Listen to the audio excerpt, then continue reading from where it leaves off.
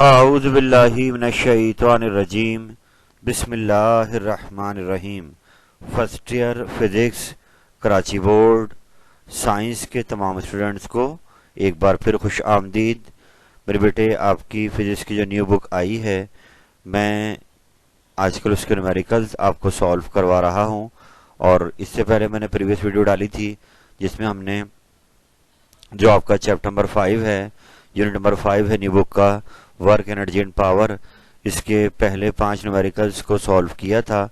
आज ये इसका सेकंड पार्ट लेकर मैं हाजिर हुआ हूँ और रिमेनिंग न्यूमेरिकल जो आपके रह गए हैं चैप्टर 5 के 6 से लेकर 11 तक, इनका सोल्यूशन लेकर आपके सामने आया हूँ, इस उम्मीद के साथ कि आप अपना टाइम ज़ाया नहीं कर रहे होंगे और आपकी नज़रें अपने एग्ज़ाम पर फोकस होंगी और आप कोशिश कर रहे होंगे कि जो टास्क आपको दिया गया है आप इसको बेहतर अंदर परफॉर्म करें।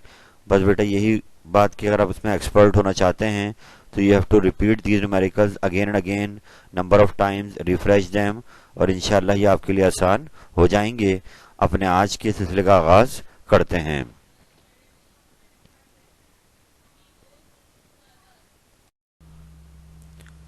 तो बेटा, आज के लेक्चर का पहला न्यूमेरिकल आपके सामने आ रहा है। आइए सवाल को समझते हैं कि ये मोशन अंडर ग्रेविटी की बात कर रहा है कि एक स्टोन को हमने थ्रो किया है एयर में वर्टिकली अपवर्ड और ये स्टोन 10 मीटर की हाइट तक पहुंचा है। मैक्सिमम हाइट जो इसने अचीव करी वो 10 मीटर है। आपसे जो सवाल किया जा रहा है वो ये किया जा रहा है कि अगर ये अपने टॉप पर पहुंच जाता है तो वहां जाके तो ये रुक जाएगा। 10 मीटर की हाइट पर पहुंचते हैं तो वहां इसकी वेलोसिटी फाइनल क्या हो जाएगी, 0। लेकिन ये कह रहा है कि जब ये ग्राउंड से ऊपर जा रहा था और 2 मीटर ऊपर था ग्राउंड से, उस वक्त इसकी वेलोसिटी कितनी थी। सवाल को समझें कि क्वेश्चन में हमें बताया जा रहा है कि स्टोन को हमने थ्रो किया है अपवर्ड और वो अचीव कर गया है हाइट 10 मीटर की, और ये हाइट अगर उसने अचीव करी है तो आप ये बताइए कि जब वो ग्राउंड से ऊपर जाते हुए 2 मीटर ऊपर आया तो उस वक्त उसकी वेलोसिटी कितनी थी। यानी कि हमें जब वो 2 मीटर ऊपर था ग्राउंड से, उस वक्त उसकी वेलोसिटी वीएफ मांगी जा रही है। तो डेटा बनाते हैं हम यहाँ पर। जिसका टॉप पॉइंट है उसको ए का नाम देते हैं, जहाँ उसने अचीव करी मैक्सिमम हाइट 10 मीटर की, वो हाइट हमें दी हुई है। तो पॉइंट ए हमने 10 मीटर पे ले लिया है और ये जो पॉइंट बी ले लिया है 2 मीटर की हाइट पर जाते हुए। जब उसने ग्राउंड से 2 मीटर की हाइट अचीव करी तो उस पॉइंट का नाम बी है। अब जैसे कि आपको पता है कि जब इन्हें टॉप पर पहुंच जाएगा तो वहां तो इसकी वेलोसिटी फाइनल क्या हो जाएगी, 0 हो जाएगी। मगर हमें ये बताना ये है कि जब ये ऊपर जा रहा था, पॉइंट बी को अचीव करा, उस वक्त उसकी वेलोसिटी कितनी थी। तो यहाँ पर इस सिचुएशन में पहला काम हम कोशिश करेंगे कि हमने इसको थ्रो कितनी वेलोसिटी से करा है उसकी वीआई बनाई जाए। ग्राउंड पर जब हमने ग्राउंड से इसको ऊपर फेंका तो किस वेलोसिटी से फेंका है। तो इसके लिए हम यहाँ पे law of conservation of energy का इस्तेमाल करेंगे कि जैसे से ये स्टोन ऊपर जाएगा इसकी काइनेटिक एनर्जी कम होती जाएगी और पोटेंशियल एनर्जी में इजाफा होता जाएगा। तो gain in P equal to loss in K E, law लगा दिया कंजर्वेशन ऑफ एनर्जी का। और अब लगा देंगे फार्मूलाज। इधर आ गया पीई का फार्मूला mgh, वहां आ गया के ई का फार्मूला हाफ एम, और ग्राउंड से फेंकना तो वी आई थी उस टाइम पर, वी स्क्वायर। एम से एम कैंसिल हो गया और इसको अरेंज कर लेंगे वी आई स्क्वायर की, तो 2gh, इस पर रूट लगा दिया। जी 9.8 है और 10 आपकी हाइट है जो इसने अचीव करी है अपने टॉप पर। तो हम इसकी मदद से क्या करेंगे, हम इनिशियल वेलोसिटी निकालेंगे और लीजिए वो आपकी आ गई है 14 मीटर पर सेकेंड। यानी अंदाजा हो रहा है कि ग्राउंड से उसको इतनी स्पीड से ऊपर फेंका गया है जब वो जाकर 10 मीटर की हाइट तक पहुंची है। अब इस वी को यूज करते हुए हम पॉइंट बी पर जो है इसकी वेलोसिटी बनाएंगे कि कितनी हो चुकी होगी। जब वो ग्राउंड से निकला था जब तो ये वेलोसिटी 14 थी, अब जब ये पॉइंट बी तक पहुंचा जो ग्राउंड से 2 मीटर ऊपर है, इस वक्त इसकी वेलोसिटी कितनी है। लगा देंगे third equation of motion, 2h equal to v square minus v i square. और यहाँ पर मेरे बेटे ये ऊपर जा रहा है तो g को माइनस में ले लिया 9.8। एस आपका डिस्टेंस है जो 2 मीटर है और वी एफ हमें निकालनी है, वी आई हमें 14 है। और इसको सॉल्व करेंगे तो ये माइनस 39.2 आ गया, लेफ्ट पर मल्टीप्लाई कर कर इसका स्क्वायर 196 आ गया। अब ये माइनस का इधर ले आएंगे, इसको प्लस का हो गया, माइनस किया 39.2 को तो 156.8। अब इसका रूट ले लेंगे तो 12 मीटर पर सेकेंड ये वो वेलोसिटी है जो पॉइंट बी पर इसकी होगी जब वो ग्राउंड से 2 मीटर ऊपर आ चुका होगा। आप इस सवाल को बार बार दोहराएं, ये आपके लिए इंशाल्लाह आसान हो जाएगा। हम चलते हैं अगले सवाल पर।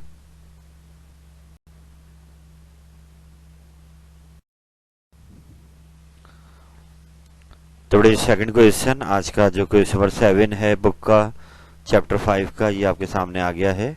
आइए क्वेश्चन को अंडरस्टैंड करते हैं। सवाल में क्या कहा जा रहा है, एक बॉडी की बात की जा रही है जो कि एक बिल्डिंग के टॉप से अपना मोशन शुरू करेगी, और जब बॉडी इस बिल्डिंग के टॉप पर है तो वहां इसकी पोटेंशियल एनर्जी हमें दी गई है 200 जूल। अब जब इस बिल्डिंग से हम इसको ड्रॉप कराएंगे तो एज यू नो कि जैसे जैसे ये नीचे आएगी तो इसकी पोटेंशियल एनर्जी कम होती जाएगी, और जब ये ग्राउंड तक पहुंचेगी स्ट्राइक करने के टाइम पर तो इसकी पोटेंशियल एनर्जी कन्वर्ट हो जाएगी काइनेटिक एनर्जी में। तो यहाँ सिचुएशन के हिसाब से आपको बताया जा रहा है कि लॉ ऑफ एनर्जी तो आपको लगाना है, लेकिन यहाँ पर जो लॉस है पी के अंदर वो पूरा के में कन्वर्ट नहीं हो रहा है, बल्कि जो एयर की रेजिस्टेंस है या एयर की फ्रिक्शन है उसके अगेंस्ट भी उस बॉडी को वर्क करना पड़ रहा है, जिसके से लॉस और गेन इक्वल नहीं है। तो इस सवाल में हमें वो एयर की रेजिस्टेंस के खिलाफ जो इस बॉडी ने वर्क करा है वो फाइंड आउट करना है। तो आइए स्टार्ट करते हैं सवाल को। सबसे पहले हमें पता है कि भाई टॉप पर हमने पॉइंट ए नाम दे दिया, 200 जूल उसकी पोटेंशियल एनर्जी थी। जब ये ग्राउंड पर आ गया बिल्कुल बॉटम पर तो वहाँ इसकी काइनेटिक एनर्जी हो गई 160 जूल, यानी कि पूरा 200 जूल कन्वर्ट नहीं हुआ के ई के अंदर। तो सवाल ये है कितना वर्डन इसने किया है अगेंस्ट एयर, यानी जो एयर फ्रिक्शन या रेजिस्टेंस के जो वर्क किया है बॉडी ने वो हमसे मांगा जा रहा है। तो यहाँ पर हम लगाएंगे, ये कहलाती है वर्क एनर्जी इक्वेशन, कि जब एयर रेजिस्टेंस को आप प्रेजेंस रखते हैं, इसको इग्नोर नहीं करते, तो उस सूरत में loss in PE gain in K K equal नहीं होता, बल्कि एक वर्डन भी करना पड़ता है उस बॉडी को अगेंस्ट द एयर फ्रिक्शन और एयर रेजिस्टेंस। यही वर्डन इस वाले से मांगा जा रहा है। तो आगे बढ़ते हैं। लॉस इन पी मतलब सिंपल पीई लगाना है यहाँ पे फॉर्मूला, वहाँ पे के और आगे वर्डन। तो पी हमें क्वेश्चन में दिया हुआ है जूल है, काइनेटिक एनर्जी दी हुई 160 जूल है, वर्क हमसे मांग रहा है। तो ये प्लस का जरा के माइनस का हो गया। तो लीजिए 40 जूल का जो डिफरेंस आ रहा है वो एक्चुअली वर्क है जो कि इस बॉडी ने अगेंस्ट द एयर रेजिस्टेंस करा है।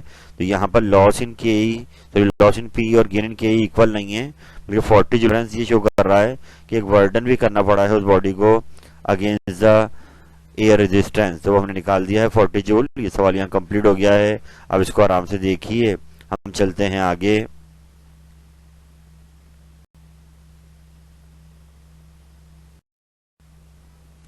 थोड़े बुक का अगला क्वेश्चन आ गया नंबर 8, जहां पर ये आपको मास दिया हुआ है 1 ग्राम का, और ये कहा जा रहा है कि आप इसे कन्वर्ट करें इसकी इक्विवेलेंट अमाउंट ऑफ एनर्जी में, यानी कि आपको यहाँ पर 1 ग्राम मास से हम कितनी एनर्जी बना सकते हैं वो एनर्जी मांगी जा रही है।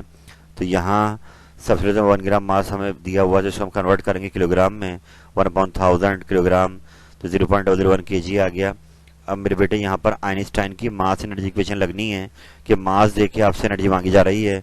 तो हमने यहाँ पे वेलोसिटी लाइट लगा दी 3 एक्सपोनेंशियल 8 मीटर पर सेकेंड, और अब एनर्जी आपसे मांगी जा रही है तो लगा दी आइंस्टाइन की mass energy equation E = mc²। ये जब लगती है जब मास से हम एनर्जी बना रहे होते हैं कि इक्विवेलेंट एनर्जी कितनी बनेगी। तो अब आगे जाते हैं और मास के पे 0.01 रख देते हैं, सी वेलोसिटी ऑफ लाइट 3 एक्सपोनेंशियल 8 रख दिया, स्क्वायर खोला 9 एक्सपोनेंशियल 16 हो गया, मल्टीप्लाई करा तो 9 एक्सपोनेंशियल 13 जूल। ये आपकी एनर्जी आ गई है। लेकिन यहाँ पर बुक में जो आंसर है वो इलेक्ट्रॉन वोल्ट में दिया गया है। इलेक्ट्रॉन वोल्ट भी एनर्जी का ही यूनिट है। तो एक कन्वर्जन आगे हमने करनी है कि एक इलेक्ट्रॉन वोल्ट में 1.6 एक्सपोनेंशियल -19 जूल होते हैं। तो अब इस जवाब को हमें कन्वर्ट करना है इलेक्ट्रॉन वोल्ट में। तो हम 1 जूल में कितने होंगे, तो ये वैल्यू लाके नीचे डिवाइड हो जाएगी। तो 1 जूल में 1/1.6 एक्सपोनेंशियल -19 इलेक्ट्रॉन वोल्ट हैं। तो ऊपर जाएंगे और जूल को हटाकर इस वैल्यू को डिवाइड कर देंगे 1.6 एक्सपोनेंशियल -19 से, तो ये इलेक्ट्रॉन वोल्ट में आ जाएगा। और अब ये जवाब आ रहा है 5.78 EV इलेक्ट्रॉन वोल्ट। तो ये एनर्जी इक्विवेलेंट है 1 ग्राम एनर्जी इक्विवेलेंट है 5.78 इलेक्ट्रॉन वोल्ट एनर्जी के। अब इस सवाल को बार बार दोहराइए, इंशाल्लाह ये आसान हो जाएगा। हम चलते हैं आगे।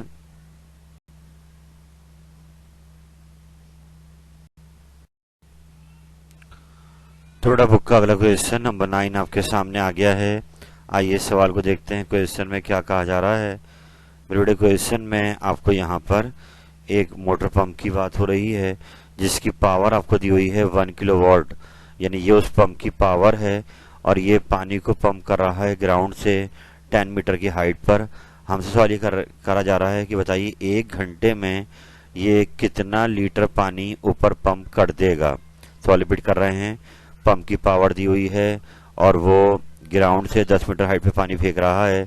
वो कितना लीटर पानी फेंक सकता है, उसका वॉल्यूम मांगा जा रहा है 1 घंटे में। वो हमें निकालना है वॉल्यूम, या ये कह लें कि आप कितना मास ये पानी का ऊपर तक फेंकेगा 1 घंटे के टाइम में। तो कन्वर्ट करना है उसको हमने लीटर में, ये आपसे क्वेश्चन है। तो आइए सवाल का आगाज करते हैं। सबसे पहले हमने पंप की पावर लिख दी 1 किलोवाट, कन्वर्ट कर लिया इसको वॉट में, 1000 वॉट हो गए। हाइट हमें दी हुई है 10 मीटर, टाइम दिया हुआ 1 आवर, कन्वर्ट कर लिया इसको सेकंड में, यानी 1 आवर में 60 मिनट 60 सेकंड, 3600 सेकंड हो गए। जी 9.8 है। मास हमसे मांगा जा रहा है, लीटर में निकालना है, वॉल्यूम बोल लें इसको, मास कह लें। आइए सवाल को आगे बढ़ाते हैं। सबसे पहले बेटे हम यहाँ पर पावर की बात करेंगे, तो क्योंकि पंप की पावर दी हुई है वर्क अपॉन टाइम, तो power equal work upon time, तो यहाँ जो भी वर्क होगा वो वाटर पर उसकी पोटेंशियल एनर्जी बढ़ाएगा। तो हम जाके वर्क आ रहा है रख देंगे mgh, नीचे टाइम आ रहा है। अब हमें पावर दी गई है 1000, मास हमें आखिर में निकालना है जी 9.8, हाइट आपको दी हुई है 10 मीटर और टाइम दिया हुआ 3600। तो इसको अरेंज कर लेंगे मास के लिए और अब सॉल्व करेंगे। तो 3.6 एक्सपोनेंशियल 4 kg इतना मास ये 1 घंटे में ऊपर फेंक देगा। और यहाँ पर एक पॉइंट है कि बेटे ये 1 किलोग्राम प्योर वाटर अगर हम बात करें तो 1 लीटर के इक्वल होता है एट 4 डिग्री सेंटीग्रेड। तो यहाँ हम ये भी कह सकते हैं कि ये जो मास आया तकरीबन यही बराबर है उस वॉल्यूम के जो हमसे लीटर में मांग रहा है, 3.6 एक्सपोनेंशियल 4 लीटर। यानी 4 डिग्री सेंटीग्रेड पर ये मास वॉल्यूम के ही इक्वल हो जाता है, यानी ये मास किलोग्राम है, ये 1 लीटर के इक्वल हो जाता है। तो यहाँ पर ये क्वेश्चन आपका कंप्लीट हो गया है कि इतना वॉल्यूम ये 1 घंटे में ऊपर फेंक देगा।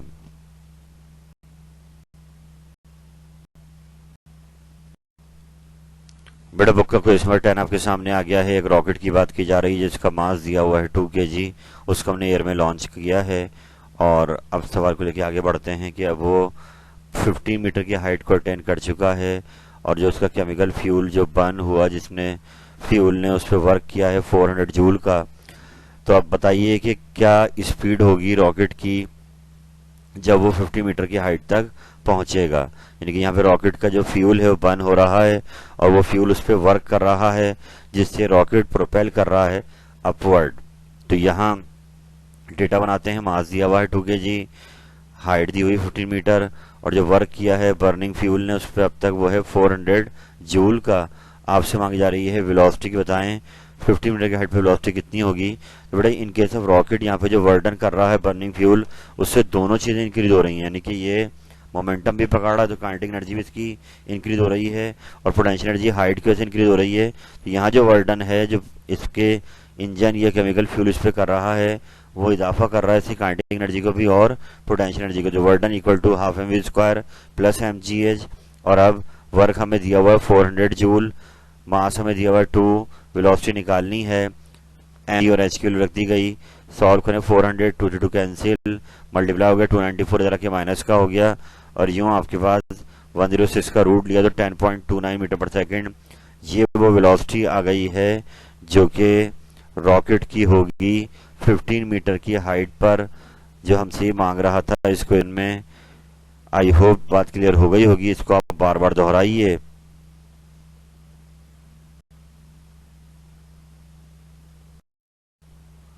चैप्टर नंबर 5 का लास्ट न्यूमेरिकल आपके सामने आ गया है और यहाँ पर बात की जा रही है एक मोटर की जो कि पानी को पंप कर रही है 500 ग्राम पर मिनट। ये रेट दिया हुआ है जिस रेट से वो मास को ऊपर फेंक रही है और हाइट दी हुई 120 मीटर। सवाल ये कि वो मोटर जो है 50% एफिशिएंट है।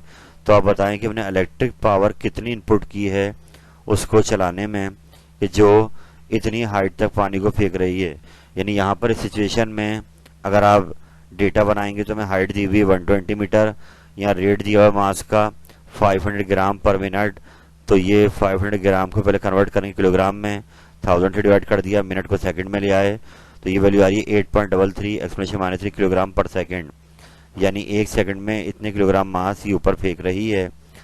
एफिशिएंसी इसकी दी हुई है 50%, क्योंकि मशीन है पंप, तो मोटर पंप जो मशीन है उसकी एफिशिएंसी 50% है। जी के लिए 9.8 यूज होगी। पावर इनपुट ये हमसे मांग रहा है कि बताइए जो इनपुट इलेक्ट्रिक पावर, भाई देखें पंप जो आपका चलेगा उसमें हम इनपुट पावर देंगे इलेक्ट्रिक पावर, और वो रिजल्ट में आपको क्या देगा, मैकेनिकल वर्क करके आपको पानी ऊपर फेंकेगा। तो यहाँ पर एफिशिएंसी यूज करके इनपुट पावर निकाली जाएगी। सवाल को आगे बढ़ाते हैं। पावर होती है वर्क अपॉन टाइम, और ये जो हम निकाल रहे हैं ये आउटपुट पावर इसकी पहले निकाली जाएगी कि आखिर ये कितना आउटपुट कर रही है ये पंप। तो अब वर्क अपॉन टाइम रख दिया, mgh अपॉन टी हो गया, और ये mgh m अपॉन टी की वैल्यू रख दी गई जो हमने बनाई पीछे, g रख दिया और h रख दिया। तो ये आ गई आउटपुट पावर, यानी पंप जो आउटपुट पावर दिखा रहा है वो 9.8 वाट है। अब एफिशिएंसी होती है output upon input, power output upon power input. तो इनपुट पावर हमसे मांगी जा रही है, एफिशिएंसी हुई है 50%, तो उसको 100 से डिवाइड कर दिया, 0.5 आ गई। 9.8 इसकी आउटपुट पावर आ गई, इनपुट पावर ये ऊपर आके मल्टीप्लाई हो जाएगा, नीचे के डिवाइड हो गया, तो 19.6 वाट ये आ गई है इनपुट पावर। कि इतनी हमें पावर देनी होगी इसको इलेक्ट्रिक पावर, जिससे वो इतनी मैकेनिकल पावर शो करे। तो इस सवाल को आप बार बार दोहराइए।